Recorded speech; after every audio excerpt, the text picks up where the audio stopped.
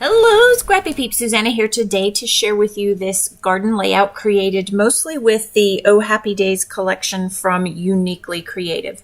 So Uniquely Creative is a Australian company, and it is available over at A Cherry on Top.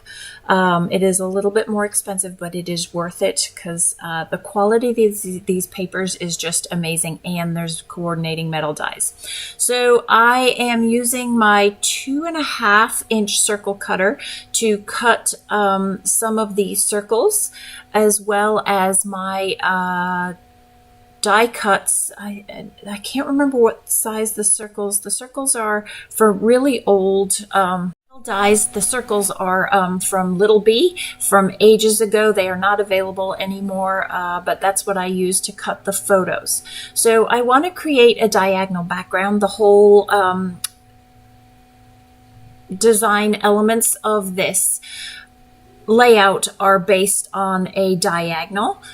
So I'm cutting these two papers in half, so you can see that I have to get out a craft mat because it doesn't fit in my 12 by 12 trimmer, although I think it's actually 13. Is that right? It's more than 12 inches for my Tim Holtz trimmer. But normally I would cut off half of the back half of the piece of paper behind, but I want some structural integrity to this, and so it's just easier to just leave that other half there.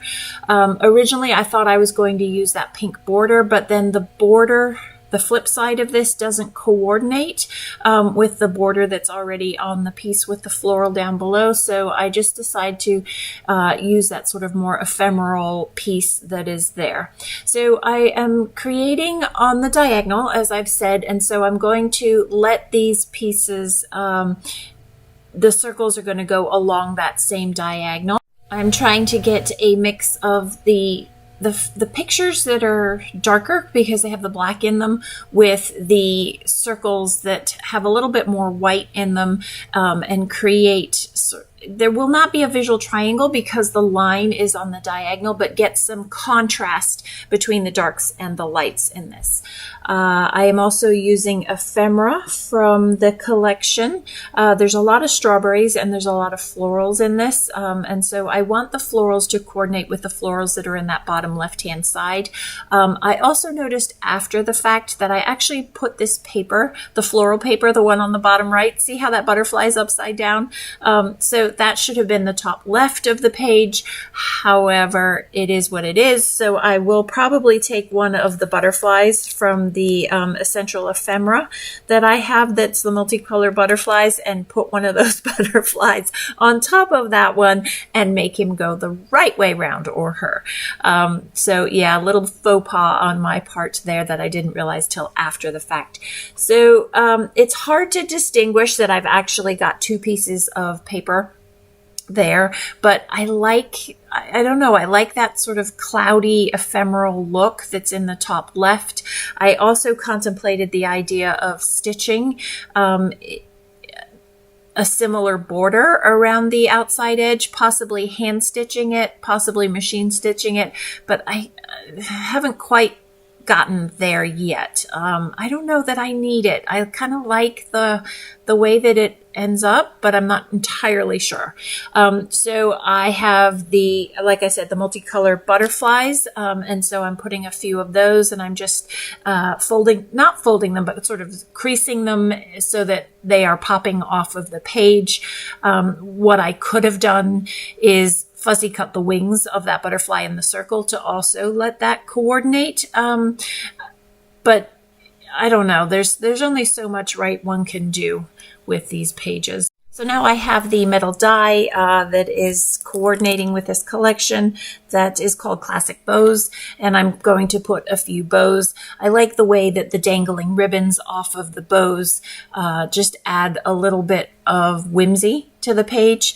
I'm layering the bows, so there's a small one that's on top of the bottom one, and I don't quite know what pattern cardstock this is, because these are just cardstock that are from my stash that coordinate with the colors in the florals on the right hand side. So then I have the sans serif numbers. They also were released with this collection. I'm sure you've seen in my previous